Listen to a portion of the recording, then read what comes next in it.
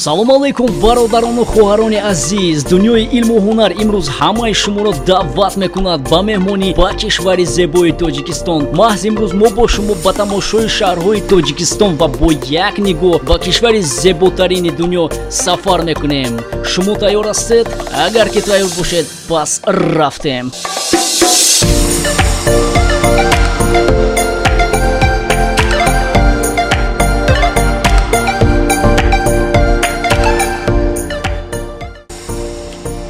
Тоҷикистон мамлакати бузурги тоҷикон ки тақрибан таърихи 100 000 солаҳоро дорад. гузаштагон тоҷикистонро мамлакати мардуми ориёӣ мегуфтанд. бале, ин хато нест, чунки мардуми ин мамлакат меҳмондӯст, пур аз ҳунар ва тозакор мебошад. тоҷикистон бисёр табиати зебо ва гиёҳҳои шифобахш дорад, вале аз сабабе ки қариб 93% мамлакатро баландкӯҳҳо ташкил медиҳанд, дастрас кардани онҳо хело душвор аст. аммо барои мо мардуми тоҷик ин ҳам он қадар душвориро намедиҳад. дини асосии мамлакат ин дини бузурги ислом мебошад ки аз ин хотир мардуми тоҷик хело меҳрубон ҳастанд. шаҳрҳои калонтарини тоҷикистон ин Душанбе, Хуҷанд, Бохтар, Истарафшан ва Кӯлоб ҳастанд ки имрӯз аз тамошои ин шаҳрҳо шумо ҳаловат хоҳед буд.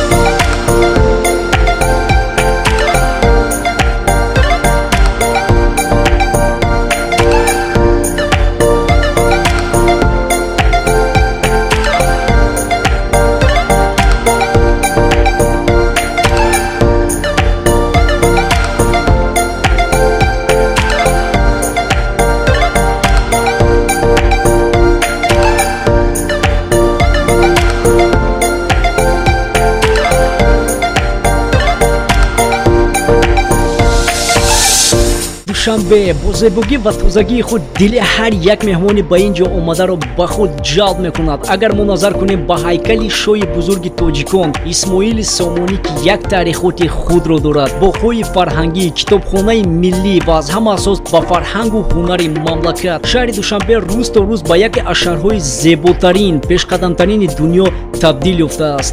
марҳамат бинед.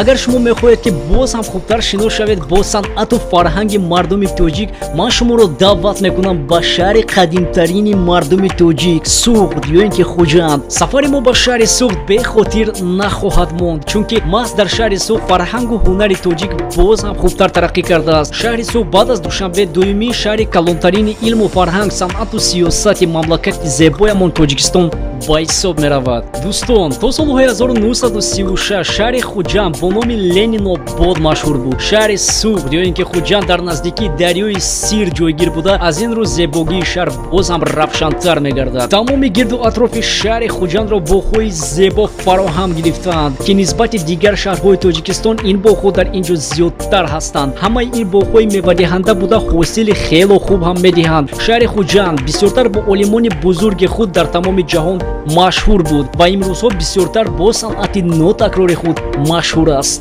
агар шумо хубтар ба шаҳр назар кунед, дар ин ҷо бисёр меъморхонаҳои давраҳои қадим, осорхонаҳои таърихӣ ки аз ин хотир шумо хубтар бо фарҳанги тоҷикшиносоӣ пайдо хоҳед кард.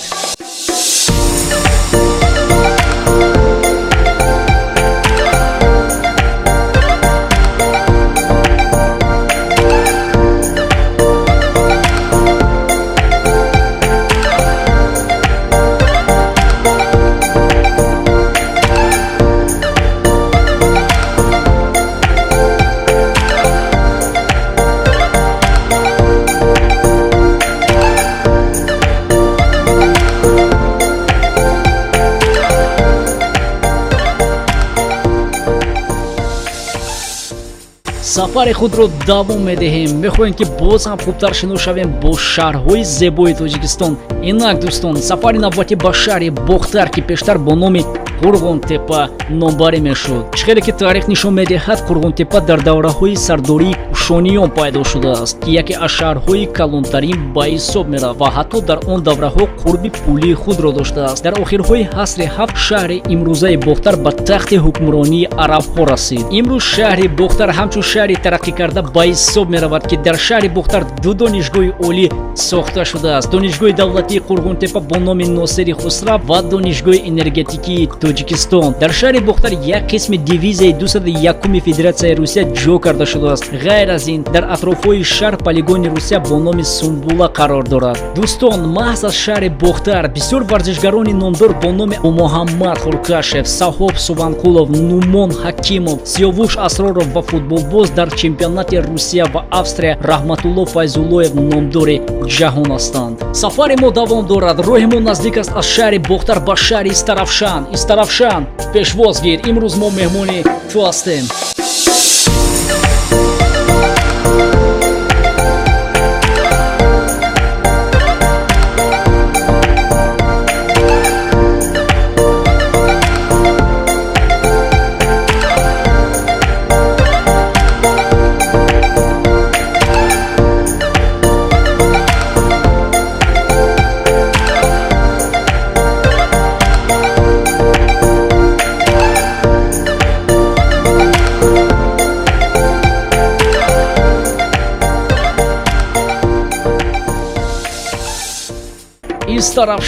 Истарафшан дар баландии 1178 метр аз сатҳи баҳр ҷойгир аст. масоҳати шаҳр 700 километри квадратиро ташкил медиҳад. шаҳри Истарафшанро шаҳри осорхона ва шаҳри тиҷоратӣ мегӯянд, чунки шаҳри Истарафшан қадимтарин шаҳри Осиёи Миёна ба ҳисоб меравад. соли 2002 шаҳри Истарафшан 2500-солагии худро қайд намуд. бо навиштаҳои таърихӣ Истарафшан мисли шаҳри Самарқанд ҳамчун шаҳри тиҷоратӣ доду гирифт ба ҳисоб мерафт. дар давраҳои ҳукмронии арабҳои Истарафшан ҷойи асосии динӣ ба ҳисоб рафта, дар ин давраҳо иншоотҳои динӣ дар Истарафшан оғоз ёфтанд ки яке аз шаҳрҳои равшантарин дар муддати чанд асро ҳамчун шаҳри дузандагӣ сатҳи боло ҷойи асосии худро дошт. имрӯз Истарафшан ҳамчун шаҳри касбу ҳунар, кандакорӣ ба ҳисоб меравад. ғайр аз ин, имрӯз шаҳри Истарафшан бо мевапарварияш хело машҳур аст. дар шаҳри Истарафшан фурудгоҳ нест ва умуман мардум омадан ба ин шаҳр аз нақлиёт истифода мебаранд. масоҳати роҳ аз Душанбе то Истарафшан 300 километрро дар бар мегирад, аммо аз маркази шаҳри Суғ то маркази Истарафшан ҳамагӣ 80 километр мебошад. меҳмоннавоӣ дар шаҳри Истарафшан дар сатҳи баланд аст.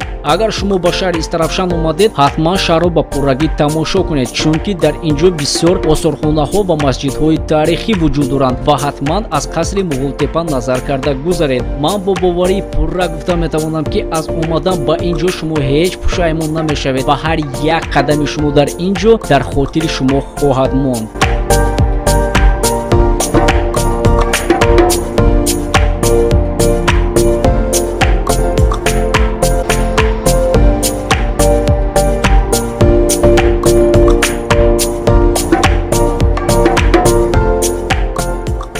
дӯстон, агар шумо тасмим гирифтед ки баъд аз шиносоӣ бо илму фарҳанги мардуми тоҷик каме истироҳат кунед, пас бармегардем ба шаҳри Душанбе ва меравем ба Варзоб ки яке аз ҷойҳои беҳтарин барои истироҳат назди шаҳрӣ мебошад.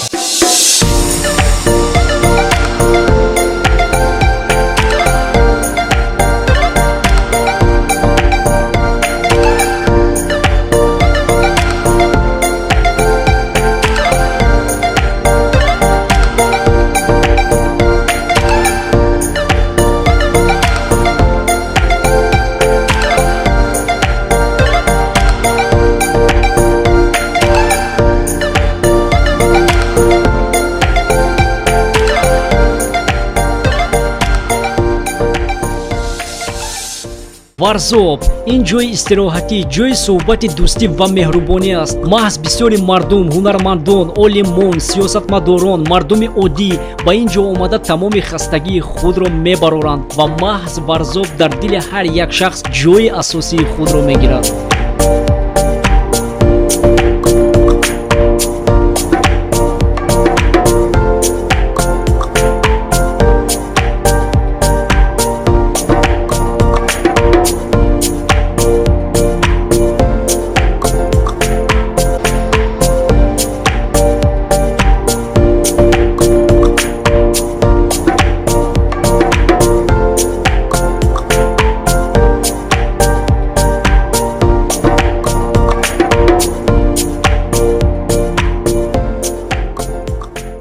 истироҳати хуб бо нафаси зинда мо сафари худро давом медиҳем. роҳи на он қадар дур ба шаҳри бостоншиносӣ, шаҳри Кӯлоб.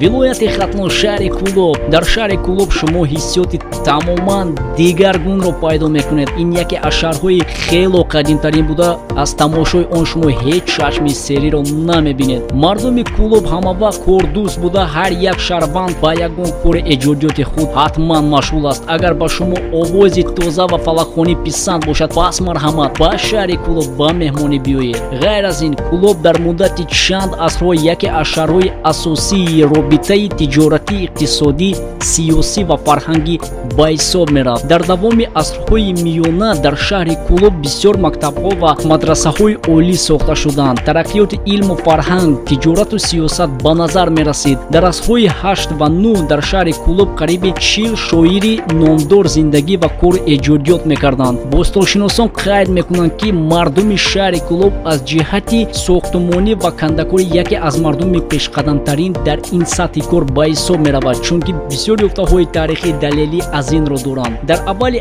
асри 20 Кӯлоб аз ҷиҳати илму ҳунар, сохтмонӣ, кандакорӣ, санъату фарҳанг дузандагӣ яке аз шаҳрҳои пешқадамтарин ба ҳисоб мерафт. мардуми шаҳри Кӯлоб ҳақиқатан мардуми пур аз ҳунар ҳастанд. агар мо назар кунем ба тарзи дузандагии либосҳои миллӣ ки аз тамошои онҳо ҳиссиёти ватандӯстӣ дар дил боз ҳам зиёдтар пайдо мешавад. дар шаҳри Кӯлоб бисёр ҷойҳои таърихӣ ба назар мерасанд. умуман шаҳри Кӯлоб ин шаҳри таърихӣ аст. ман боварии комил дорам ки ҳар як меҳмоне ки ба шаҳри Кӯлоб меояд ҳатман аз зебогии шаҳр ва аз таърихот ва осорхонаҳои ин шаҳр хело ҳаловат мебарад. масалан яке аз ҷойҳои тамошобинӣ ки ин осорхонаи Мирсаиди Али Ҳамадонӣ мебошад. ғайр аз ин ҳастанд осорхонаҳои дигари таърихӣ ки дар он ҷо бостоншиносон бисёр ёфтаҳои давраҳои қадимро ҷо кардаанд. ғайр аз ин ҳаст осорхонаи 2700-солагии шаҳри Кӯлоб ва бисёр дигар ҷойҳои тамошобинӣ ки ба шумо хело писанд хоҳанд омад.